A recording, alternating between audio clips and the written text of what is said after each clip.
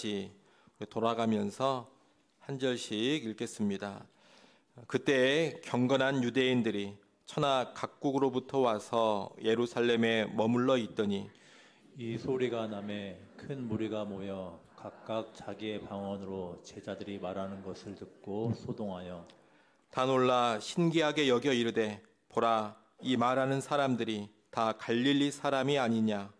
우리가 우리 각 사람이 난 곳 방언으로 듣게 되는 것이 어찌 됨이냐.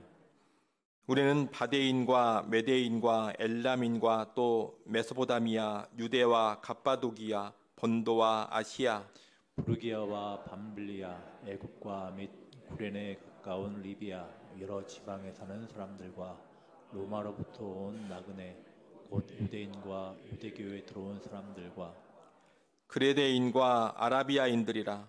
우리가 다 우리의 각 언어로 하나님의 큰 일을 말함을 듣는도다 하고 다 놀라며 당황하여 서로 이르되 이 어찌 된 일이냐 하며 같이 봅니다. 또 어떤 이들은 조롱하여 이르되 그들이 새 술에 취하였다 하더라. 아멘. 우리가 지난 주일에 오순절 성령 강림 사건에 관하여서 살펴봤습니다. 이 오순절 성령 강림의 사건은 단회적이면서 반복적인 사건입니다. 성령께서 강림하신 그 사건 자체는 구속사에서 딱 한 번 일어나는 일입니다. 그러나 이 사건의 의미, 이 사건으로부터 시작된 효력은 계속해서 반복적으로 나타납니다. 그래서 오순절 성령 강림 사건을 단회적 사건이면서 반복적인 사건이다. 그렇게 말하는 겁니다. 오순절 성령 강림의 사건은 단회적 사건이기 때문에 오늘날 그와 똑같은 일이 동일하게 일어나야 한다 이렇게 생각할 필요는 없습니다. 또 오순절 성령 강림의 사건을 오늘날 우리가 그대로 경험해야만 한다 이렇게 생각해서도 안 됩니다. 단회적 사건이기 때문에 그렇습니다. 하지만 그 사건의 의미는 반복적으로 경험이 됩니다. 그렇기 때문에 우리는 그 사건의 의미를 잘 알아야 합니다. 오늘은 오순절 성령 강림 때 있었던 이 방언 현상의 의미를 알아보려고 합니다. 이 방언이라는 것은 정말로 논란이 많은 주제입니다. 지금도 방언이 있느냐 없느냐, 방언이 있다면 외국어 방언만 방언으로 인정을 해야 하느냐, 아니면 뜻모를 소리도 다 방언으로 인정을 해야 하느냐, 성령이 임하면 꼭 방언을 해야 되느냐, 안 해도 되느냐, 이런 여러 가지 논란이 있습니다. 하지만 이 시간에 방언에 관한 이런 여러 가지 논란을 다룰 생각은 없습니다. 오늘 우리가 집중하려고 하는 것은 오순절 성령 강림의 사건 때 있었던 방언 현상의 의미입니다. 대체 이 방언이 무슨 의미가 있길래 오순절에 성령께서 강림하셨을 때 예수님의 제자들이 방언을 말했는가 이것입니다. 우리는 오순절에 나타난 방언 현상의 의미를 두 가지로 정리해 볼 수가 있겠습니다.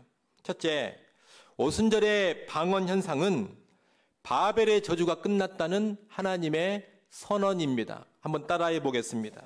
오순절의 방언 현상은 바벨의 저주가 끝났다는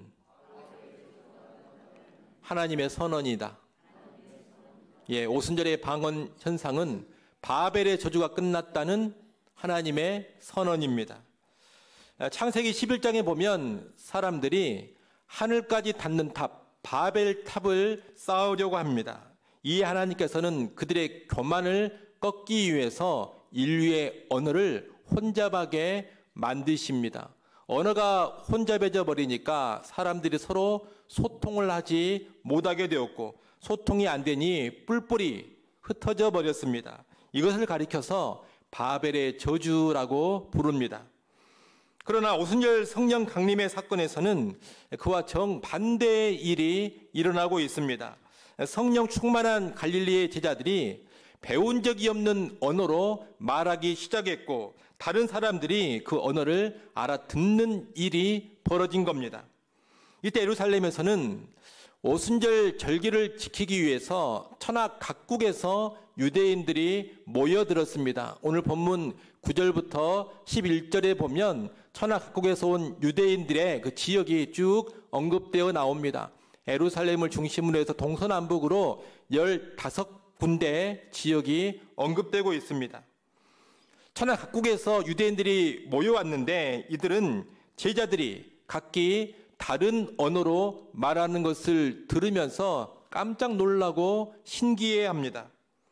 그런데 이것은 그저 신기한 현상이 아니라는 겁니다. 이것은 하나님께서 바벨의 저주를 끝내시고 이제 다시 인류가 하나 되는 새 시대를 여셨음을 선언하고 있는 겁니다.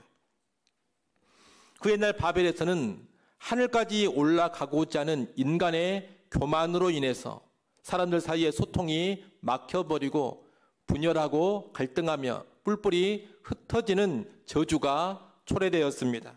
그러나 이제 하늘에서 내려오셔서 이 땅에 오셔서 십자가까지 철저히 낮아지신 예수 그리스도를 통하여서 그 흩어진 인류가 다시 하나 되는 그런 일이 벌어지고 있는 겁니다. 이제 예수 안에서 서로 소통하며 하나 되는 그런 축복이 펼쳐지고 있는 겁니다. 이와 연관해서 갈라디아서 3장 28절은 이렇게 말씀합니다. 갈라디아서 3장 28절 말씀 우리 같이 한번 읽어보겠습니다. 여러분이 읽습니다. 너희는 유대인이나 헬라인이나 종이나 자유인이나 남자나 여자나 다 그리스도 예수 안에서 하나이니라. 아멘. 이 말씀은 예수 그리스도 안에서 세상의 모든 인류가 차별 없이 하나 된다라는 것을 알려줍니다. 오순절의 방언 현상은 바로 이 사실을 의미하고 있는 겁니다. 그러므로 여러분, 예수님의 영인 성령이 임하시고 그 성령으로 충만하게 되면 무슨 일이 일어나는지를 제대로 알아야 합니다. 성령의 임하심과 성령의 충만함의 증거는 방언 자체가 아닙니다. 오순절의 방언이 의미하는 바 사람들이 서로 소통하며 하나가 되는 겁니다. 성령님은 십자가의 복음으로 사람들을 하나 되게 만드십니다. 넓게는 세계 모든 인종과 민족과 나라들 사이에 깨어진 관계를 회복시키십니다. 각 나라와 족속과 백성과 방언 가운데 막혀있는 담들을 다 허물어뜨리시고 사랑으로 하나 되게 하십니다. 좁게는 한 교회 안에서 또 한 가정 안에서 개개인의 인간관계 안에서 막힌 담을 허시고 하나 되게 만드십니다. 이것이 바로 진정한 성령의 역사, 성령의 능력입니다. 1994년에 르완다에서 내전이 일어났습니다. 그 내전에서 후투족과 투치족 사이의 충돌로 인해서 약 80만 명이 학살이 됐습니다. 여러분, 80만 명이 학살되었다면 어마어마한 숫자가 죽어나간 것 아닙니까? 정말로 끔찍한 비극이었습니다. 이 엄청난 내전의 비극 후에 후투족과 투치족이 철천지 온수가 될 수 있었습니다. 하지만 그때 르완다의 교회들이 나서서 복음을 통해서 가해자와 피해자가 함께 치유받고 화해되는 길을 모색했습니다. 교회에서 가해자와 피해자가 함께 모여 예배를 드리게 했고 그 예배 시간 안에 서로 용서를 구하고 용서하는 그런 시간을 가졌습니다. 그리고 복음을 통해서 예수님께서 우리를 용서하셨듯이 우리도 서로 용서해야 한다, 그런 믿음을 가지고서 회복이 이루어졌습니다.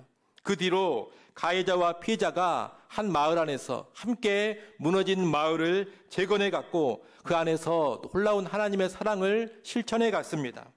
그런 가운데 쪼개질 뻔했던 나라의 통합이 이루어졌고 그 나라가 안정을 찾을 수 있었습니다. 그 일에 르완다 교회가 정말로 크게 기여했던 겁니다. 여러분, 이렇게 성령의 역사하시는 복음은 원수조차 사랑하며 하나 되게 하는 능력이 있습니다. 오순절 성령의 강림으로 바벨의 저주는 본질상 끝났습니다. 성령이 역사하면 이제 어디서나 십자가의 복음과 십자가의 사랑으로 하나 되는 일이 일어납니다. 적대적 관계가 사라지고 서로 소통하고 이해하고 화해하고 하나 되는 그런 일이 펼쳐지게 되는 겁니다. 지금도 오늘 우리 안에 성령의 역사가 정말로 있다면 분열과 갈등 대신에 용서와 사랑이 나타나게 되고 소통과 이해가 펼쳐지게 됩니다. 지금 한국 사회는 극한의 갈등과 분열로 시끄럽습니다. 안타까운 것은 이 극한의 갈등과 분열 가운데 교회가 오히려 더 조장하는 그런 일들을 하고 있다는 겁니다. 비록 일부 교회의 모습이지만 교회가 분열과 갈등을 더 조장하고 또 서로를 향한 증오를 반목을 증폭시키는 것은 바람직하지 않습니다. 교회는 그런 일을 하는 공동체가 아닙니다. 교회는 오히려 서로 간에 소통을 시키고 이해를 시키고 화합하게 하고 통합을 이루며 하나 되게 만드는 그런 중재적인 역할을 감당해야 하는 겁니다. 그것이 팔복에서도 말하는 바 화평케 하는 자입니다. 화평케 하는 자가 되어야 성령이 충만한 교회인 것이고 화평케 하는 일을 해야 정말로 교회다운 것이고 그 일을 해야 바벨의 저주를 끝내고 있는 교회답게 살아가고 있는 겁니다. 여러분, 성령 충만한 사람은 스스로를 높이지 않습니다. 오히려 겸손히 낮아져서 섬김의 길을 갑니다. 성령 충만하면 나는 옳고 너는 틀렸다고 함부로 주장하지 않습니다. 오히려 서로 소통하고 이해하고 용납하며 사랑으로 연합을 이루고자 합니다. 이것이 성령의 역사입니다. 성경에서 방언에 관해 많이 언급하는 부분이 고린도전서 14장입니다. 그런데 고린도전서 14장에서도 이런 하나됨과 연관된 이야기를 합니다. 고린도전서 14장에서 방언에 관하여 쭉 가르쳐 주는데 다른 것을 가르치는 게 아닙니다. 교회를 어수선하게 하고 교회의 일치와 교회의 화평에 방해가 된다면 그런 방언은 하지 말라는 겁니다.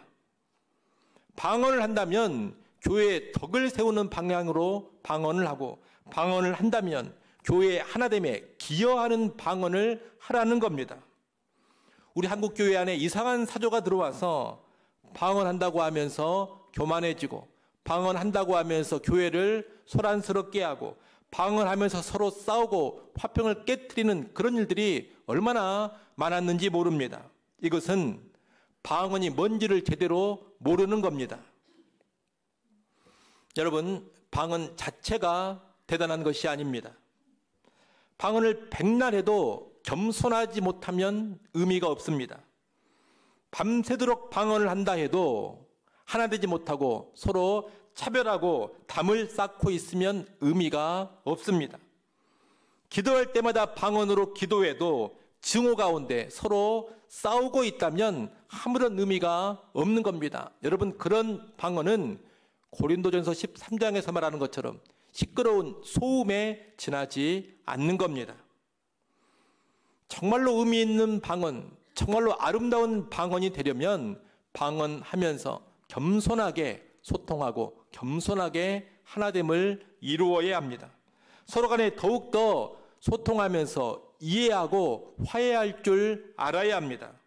방언하면서 다툼과 분쟁이 그쳐져야 되고 사랑으로 연합해야 합니다. 그래야지만 성령 충만한 아름다운 방언이 되는 겁니다.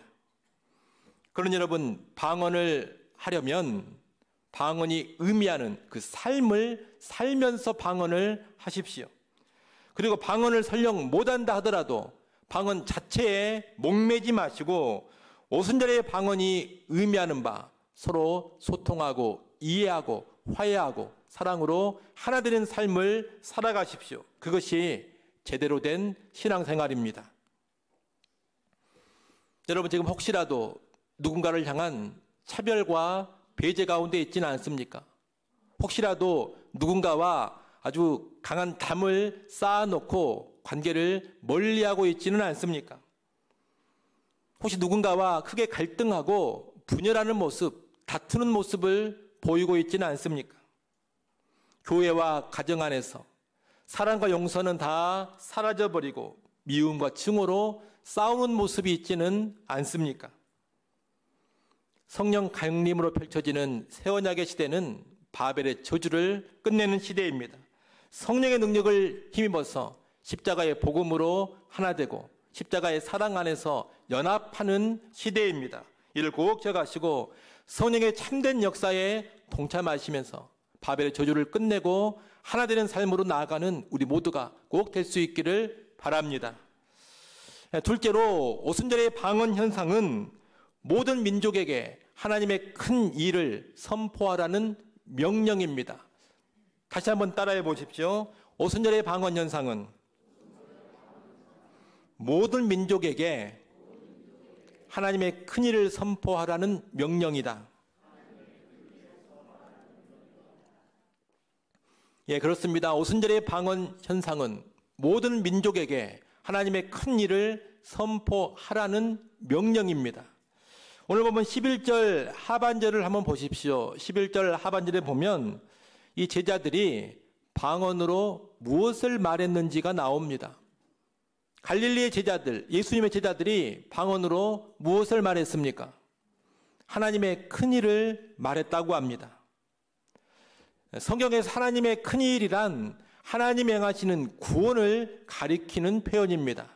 그렇게 볼 때 여기서 하나님의 큰 일이란 하나님께서 예수 그리스도를 통해 이루신 구원의 일을 뜻하는 겁니다.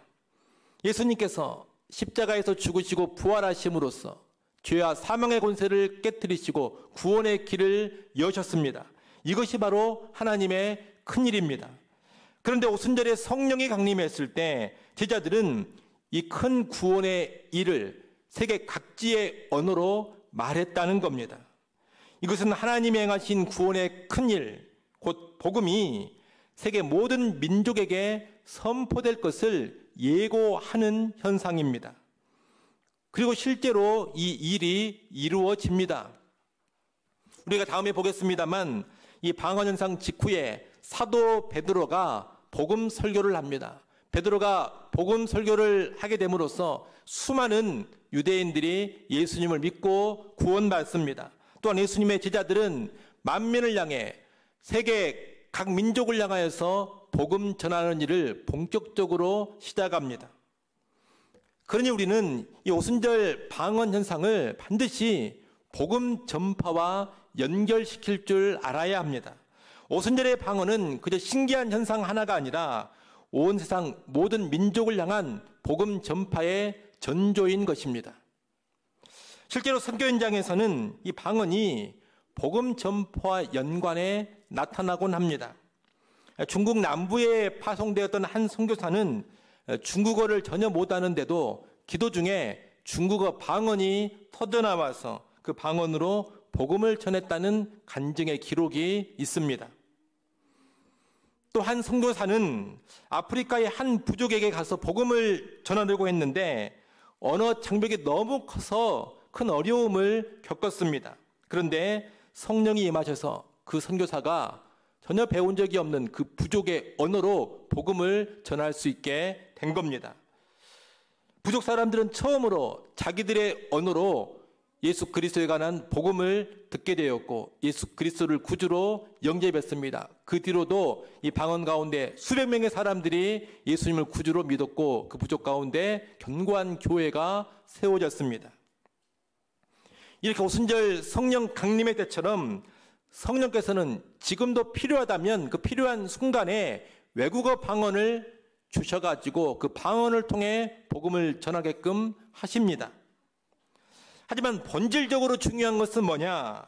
방언 현상 자체가 아니라 모든 민족에게 예수님의 복음을 전하고자 하는 사랑과 열정입니다.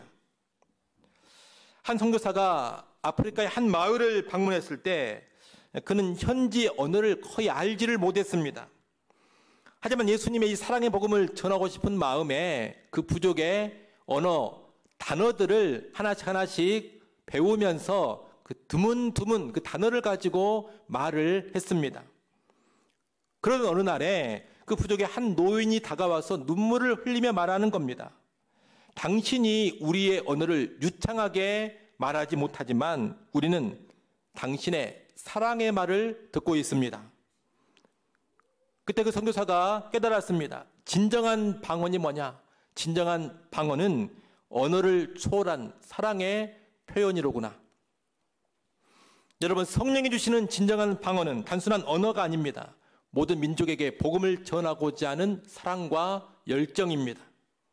우리가 사랑 가운데 입을 열어 복음을 담대히 전한다면 그 모습이 곧 오순절의 방언 현상의 의미가 구현되고 있는 겁니다. 그 모습이 곧 오순절날 성령이 역사하신 것과 똑같은 모습이라는 겁니다. 수많은 선교사들이 이 오순절 방언 현상의 연장선에서 복음 사역을 감당했습니다. 18세기 영국의 선교사 윌리엄 캐리가 있습니다. 윌리엄 캐리가 인도로 가서 복음을 전했는데 현지 사람들이 영어를 이해하지 못해서 전도가 너무나 어려웠습니다. 그래서 그는 기도하면서 벵고러, 힌디어, 산스크리트어 등 인도의 여러 가지 언어를 배우면서 성경을 번역하는 일을 했습니다. 결국 인도 안에 6가지 중요한 언어들로 신약 구약 성경 전체를 번역했고 또 209개의 인도의 지방 방언들로 신약 성경을 번역했습니다. 성경을 번역해서 수많은 인도 사람들에게 복음을 전했던 겁니다. 윌리엄 캐리는 입술로 방언을 하는 사람은 아닙니다. 하지만 오순절 방언의 의미를 그의 삶 가운데 구현했던 사람입니다. 그리고 이것이 바로 진정한 성령의 충만인 겁니다. 성령 충만한 사람은 단순히 방언하는 사람이 아닙니다.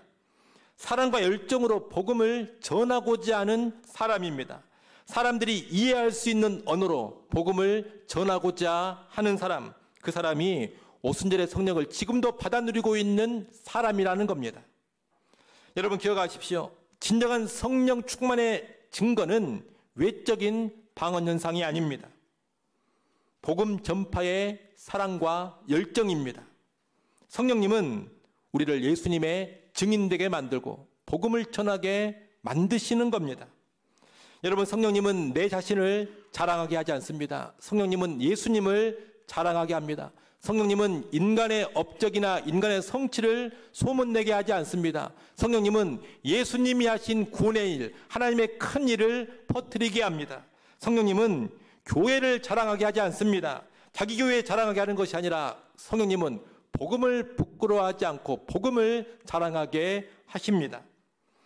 그래서 오늘 우리가 성령으로 정말 충만하다면 내면 깊숙한 곳에서 하나님의 큰일을 선포하고자 하는 열정이 솟아나게 됩니다.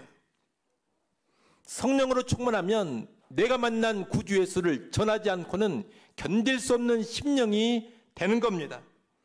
온 세상 모든 민족을 향해 복음을 전하고자 합니다. 성령이 충만하면 복음을 들고서 소돔 같은 거리에도 가는 것이고 악을 골짝 빈들에도 기꺼이 가는 겁니다. 주체할 수 없는 복음 전파의 열정이 솟아오르게 된다는 겁니다. 그러니 여러분, 방언 현상 자체에 몰두하지 마십시오. 복음을 전하게 하시는 진정한 성령의 역사에 집중해야 합니다. 방언하면서 자기 자랑이 나는 사람은 성령 충만한 사람 아닙니다.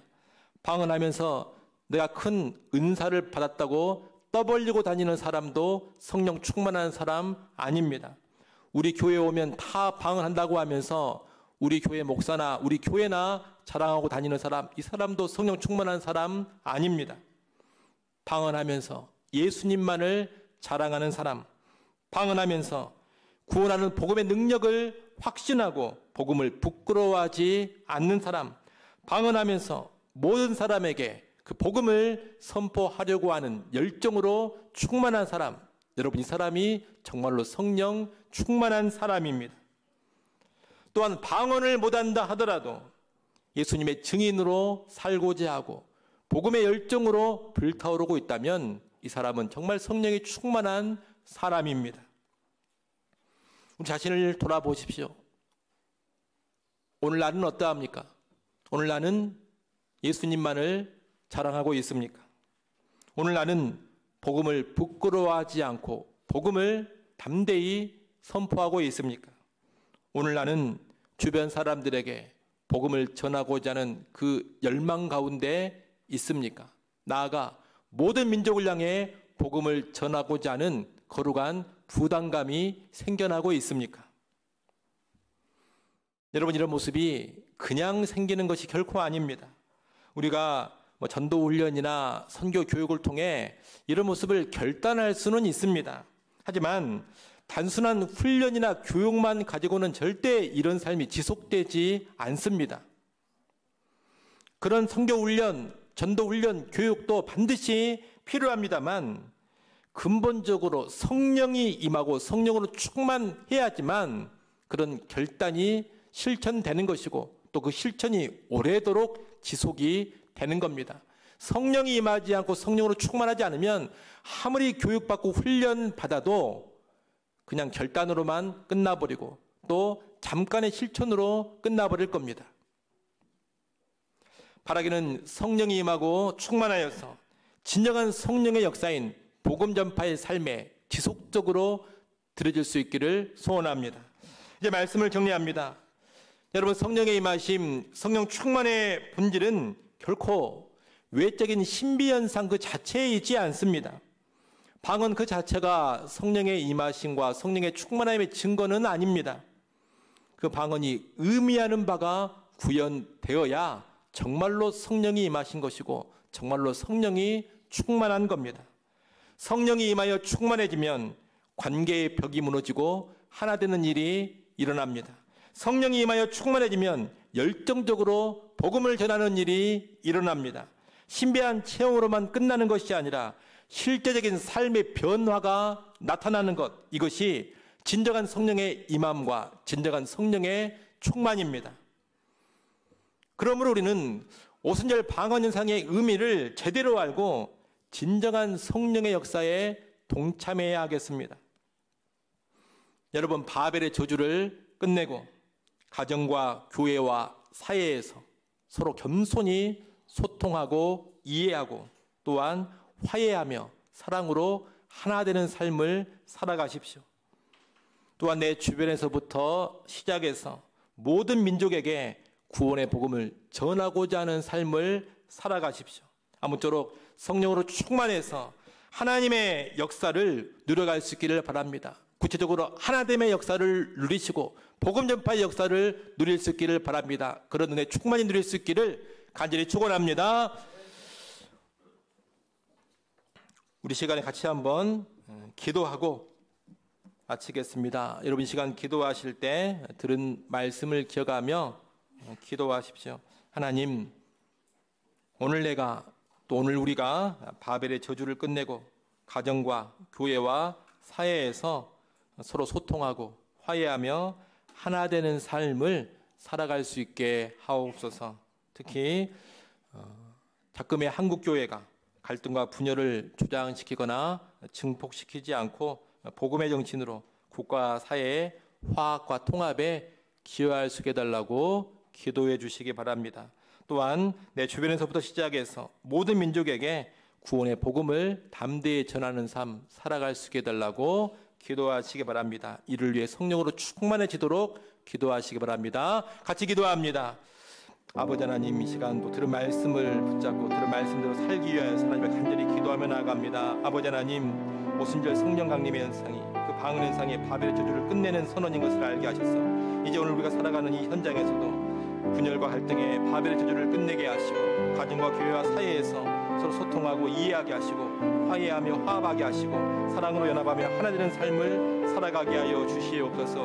우리가 가는 곳에 분열과 갈등과 다툼이 나타나는 것이 아니라 우리가 가는 곳에 서로 이해하고 소통하며 다지고 섬기는 가운데 하나 되는 거룩한 역사가 펼쳐져 가게 하여 주시옵소서. 특별히 아버지 하나님 간절히 바라고 납니다. 이 땅에 조국의 교회를 기억하시고 우리 조국교회가 바로 서게 하여 주시옵소서. 한국교회가 갈등과 분열을 조장하는 증폭시키는 그런 일을 하지 않게 하시고 복음의 정신을 가지고 십자가의 정신을 가지고 국가사의 화합과 통합에 기여하는 일들을 하게 하여 주옵소서. 피스메이커가 되게 하시고 아버지 하나님 화평케 하는 자들 되어지게 하여 주시옵소서. 교회를 하여서 나라가 소란스러지 않도록 도와주시고 교회를 통하여서 우리 나라가 더 안정되어지게 하시고 화합을 이루어갈 수 있는 귀한 은혜를 누려가게 하여 주시옵소서. 하나님 또한 간절히 바라고 합니다. 오순절의 방언에서 의미하는 바 복음 전파의 삶을 오늘 우리가 살아가게 하여 주시옵소서. 내 주변에서 시작해서 모든 민족에게 구원의 복음 전하는 삶 살아가기를 간절히 바라고 합니다. 복음 전파 열정이 살아나게 하시고 아버지의 영혼을 사랑하는 마음이 뜨겁게 불타오르게 하시고 예수의 증언되지 않냐고는 복음을 전하지 않냐고는 견딜 수 없는 심령이 되어지게 하여 주시옵소서. 선교의 삶에 깨어있기를 간절히 바라고 합니다. 온 땅 가운데 모든 민족 가운데 주의 복음을 증거하고자 하는 거룩한 열정과 거룩한 부담감이 가득하게 하여 주시옵소서. 내가 있는 이곳에서부터 복음을 선포하는 삶, 복음을 전하는 삶 살아가게 하여 주시옵소서. 아버지 하나님 간절히 바라고 합니다. 성령이 완성이 충만해져야지만 이런 일들이 가능하오니 아버지 하나님 우리를 불쌍히 여시고 우리에게 구의를 베풀어 주시옵소서. 아버지 가장 좋은 선물인 성령의 충만함을 허락하여 주시옵소서. 성령 충만해서 하나됨의 역사를 이루게 하시고 성령 충만해서 복음 전파의 역사를 풍성히 누려가게 하여 주시옵소서.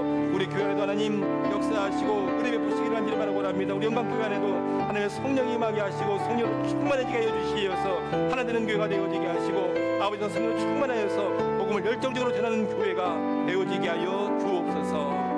예수님의 이름으로 기도드립니다.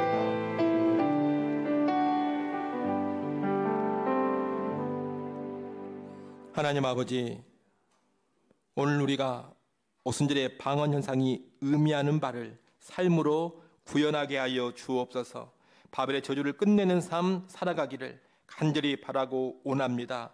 가정과 교회와 사회에서 소통하고 화해하며 하나 되는 삶을 살게 하여 주옵소서. 내가 있는 그곳, 내가 가는 그곳에서는 갈등과 분열이 종식되어지고 언제나 화해하며 화합하는 일들이 일어나게 하여 주옵소서. 하나님 또한 내 주변에서부터 시작해서 모든 민족에게 구원의 복음 전하는 삶 살아가게 하여 주옵소서. 전도의 삶에 깨어있게 하시고 선교의 삶에 깨어있게 하여 주옵소서. 예수 그리스도 자랑하게 하시고 복음을 자랑하게 하여 주옵소서. 하나님 이 모든 것이 그저 나의 힘과 나의 능력, 나의 결단과 나의 의지만으로 되는 것이 아님을 고백합니다. 성령의 도우심이 필요하오니 하나님 우리를 성령으로 충만케 하여 주옵소서. 성령으로 충만해져서 하나됨의 역사와 복음 전파의 역사를 풍성히 누려가게 하여 주옵소서. 예수님의 이름으로 기도드리옵나이다. 아멘.